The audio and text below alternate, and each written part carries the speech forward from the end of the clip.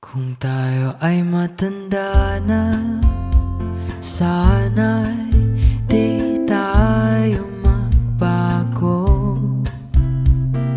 Ako, wala ko nag-expect nga maabot naman ng 50 years. Pero praise the Lord, kay grant niya ang akong desire no, sa akong kasing-kasing. Nga maabot ko pa ang golden wedding anniversary naman, Mrs. Hanggang sa pagtanda natin. Sa iya po daw hindi ko magpati kay bisan pangatlo na siya nag-ioperahan gani positive lang gid gihapon siya nga mabuhi pa daw siya.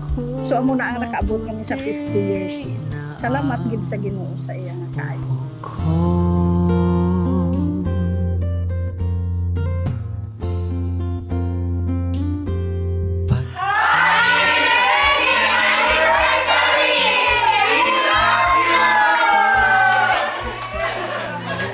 I'm so thankful that I'm be part of your lives. Although I know that from the start, I feel that I'm not belong. But now, I feel that. Thank you and happy anniversary. I love you, Mang Pang.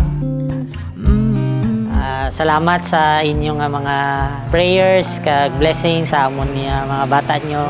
Ang amon prayers nga unta maabot nyo pa ang mga desires ninyo sa inyong life as mag-asawa, makita nyo pa ang inyong mga madamo nga po nga maging successful.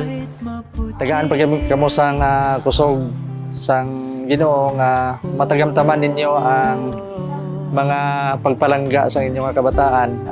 Although na surprise kamo karon apan nasayod ko nga ang pagpalangga namon sa inyo hindi lang namon mahambal sa personal pero totally sa sulod sa kamong kasing-kasing proud kami nga kamo nahimong tatay namon sa amon nga kinabuhi. Balik natin.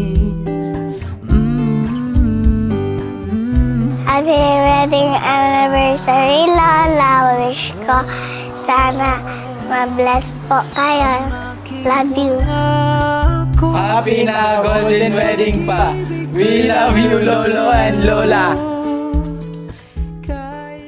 I can't remember when you weren't there, when I didn't care for anyone but you. Ang usa ka lalaki daw o babae nga faithful siya ang asawa o iyang bana at the same time faithful siya sa iyang mga anak. And this couple have loyalty and faithfulness to God. Through the years, you never let me down. You've turned my life around. The sweetest days I found with you. Through the years, Ang gugma ko wala na kalabad. Halusad ko ang tos karon.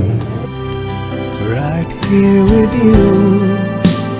Through the Salamat gid sa gugma nga ako nakatagamtamanan sa inyo ng poder. So praise the Lord.